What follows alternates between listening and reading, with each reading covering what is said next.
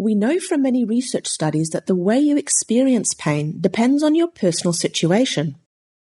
Research has shown that the way you feel pain, its intensity and unpleasantness, all depends on what's going on for you, and most importantly, what you think and feel about the situation.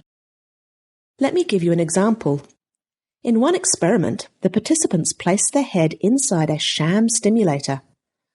This was a pretend stimulator that did absolutely nothing. But they were told that an electrical current would run through their head. These participants reported feeling pain that was proportional to the amount of stimulation they were told they were given, even though they were not given any electrical current at all. What this study tells us is that if you expect to feel pain, it can actually make you feel pain. We also know that a lack of knowledge and understanding can in itself cause problems for you and feelings of pain. The amount of pain you feel can even depend on who is around you. Another study showed that male participants tolerated much higher levels of pain if it was a female who was testing their pain thresholds. So when it comes to pain, one thing you need to watch out for is what you are thinking and feeling. When we identify with, or get wrapped up in, or involved in our feelings and thoughts, this will greatly impact the way our brain makes us feel pain.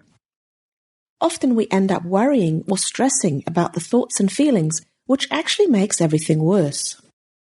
The more we worry and stress about these thoughts and feelings, the worse it gets. Remember that what you focus on drives the way your brain adapts and changes.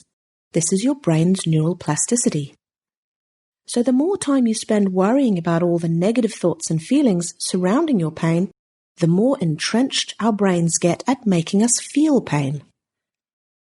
Think of it as a stress merry-go-round because this is intimately involved in why people develop pain, anxiety, depression, and other forms of physiological and psychological stress. The hormonal or endocrine system is a key player in this stress response. When the alert and danger sympathetic nervous system has been activated, the hypothalamus releases hormones, which makes the pituitary gland release other hormones. These hormones affect the adrenal glands, which produce cortisol. Cortisol is known as a stress hormone. Stress hormones like cortisol and adrenaline are released to protect you when you're in danger. They help to activate your body so that you are ready to fight or flight. But if your brain perceives a threat on an ongoing basis, you can end up with persistent high levels of adrenaline and cortisol, and this can become a problem. Persistent high levels of cortisol can slow healing, can lead to depression and feelings of despair, and can over time lead to a decline in physical and mental performance. And persistent high levels of adrenaline can change your nerves and contribute to amplifying the danger-pain matrix tune in your brain, making the danger-pain signals seem greater and making them more constant. It's therefore very important to take some time out to look at the way you think and feel about what's going on for you, because your thoughts and feelings about what is going on can influence so many of your body's systems, even your immune system. Your immune system can be activated not only by events that happen in the tissues of your body, but also by your brain's interpretation of those events. Your thoughts and feelings actually influence your brain's map of the body, or your brain's inner reality. If your immune system is triggered, it is thought to be able to create what is known as mirror pain, meaning you will feel pain on both sides of your body. It will feel like your pain has spread from one area to another. When your immune system reacts, it produces small immune molecules called cytokines. These float around inside your body and help you to heal. Some promote inflammation and some stop inflammation. Your immune system is supposed to be a good thing, a powerful protection system. However, like all other systems, it can also turn into a problem for you if it gets stuck on hyperdrive. We know that long-term stress and pain actually leads to an alteration in the immune system, which results in more cytokine molecules that promote inflammation. We know that your immune system is closely linked with your alert and danger sympathetic nervous system, and responds to cortisol and adrenaline. Also, your immune system can turn on parts of your brain that produce more cortisol and adrenaline, so it can become a vicious cycle. So what can you do? There are actually many things you can do to help yourself to buffer your immune system and improve your pain. Mindfulness meditation is well known to quieten your mind, to help quieten your worrying about thoughts and feelings, and is known to calm the stress response in your body. There are many online tools that can help, and smartphone apps to assist you with starting your mindfulness journey.